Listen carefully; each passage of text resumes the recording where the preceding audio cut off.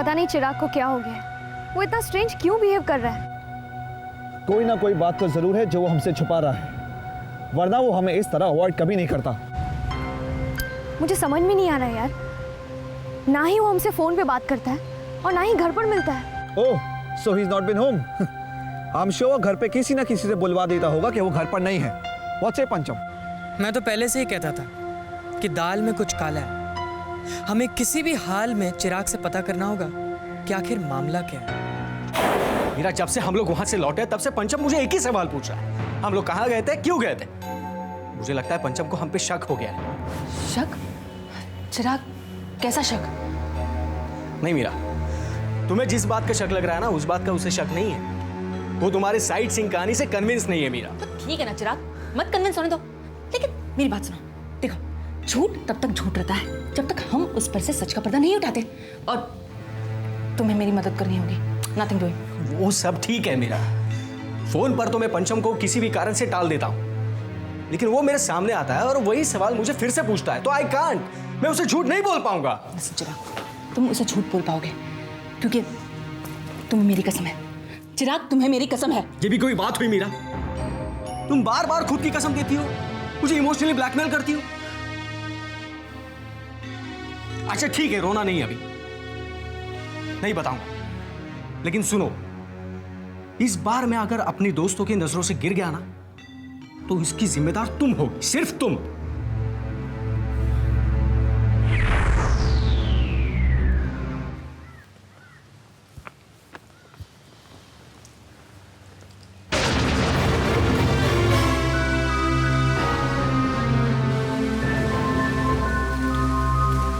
पंचम, तुम? चिराग, मुझे मालूम था तुम मुझे यहीं मिलोगे। ये क्या खिचड़ी पकड़ी है चिराग? अब सच सच बताओ कि तुम मीरा के साथ कहाँ गए थे और किस लिए गए थे? बार बार मुझे एक ही सवाल क्यों पूछ रहे हो पंचम? मैंने बताया ना कई बार कि हम लोग साइट सीइंग के लिए गए थे, बस।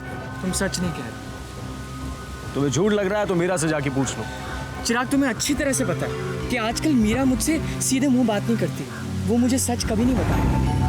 तुम आखिर कौन सा सच मुझसे जानना चाहते हो यार? चिराग, सच सच होता है। मैं तुमसे सिर्फ सच्चाई जानना चाहता हूँ। तुम्हें सच ही सुनना है ना, तो सुनो सच। जैसा मीरा ने कहा, वाकई में तुम्हें एक ऑर्डिनरी लड़का समझती है, और न जाने मुझे क्यों वो इंपॉर्टेंट समझने लगी है।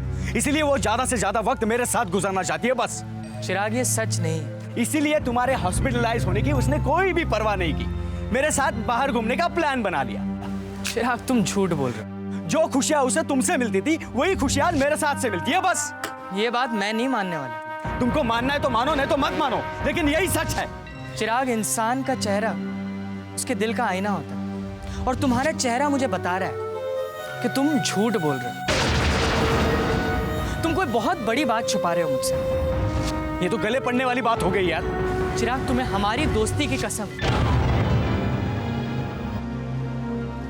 ये देखो पंचम, तुम मुझे इमोशनल ब्लैकमेल कर रहे हो। मैं कोई इमोशनल ब्लैकमेल नहीं कर रहा हूँ।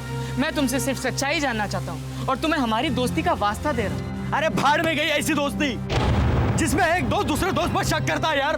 चिराग, मैं थूकता हूँ ऐसी दोस्ती पर जिसमें मीरा को खुश रखने के लिए मुझे तेरी इजाजत लेनी पड़े। चिराग, ये क्या कह रहे हो तुम? अरे तुमने क्या मीरा को खुश रखने का ठेका ले रखा है क्या? हाँ, मुझे पता है तू क्या सोच रहा है। अब मुझे पता चल रहा है। हाँ, तुम मुझसे जलने लगा है। देखो, लग रहा है कि मैं तुमसे झूठ बोल रहा हूँ। हाँ?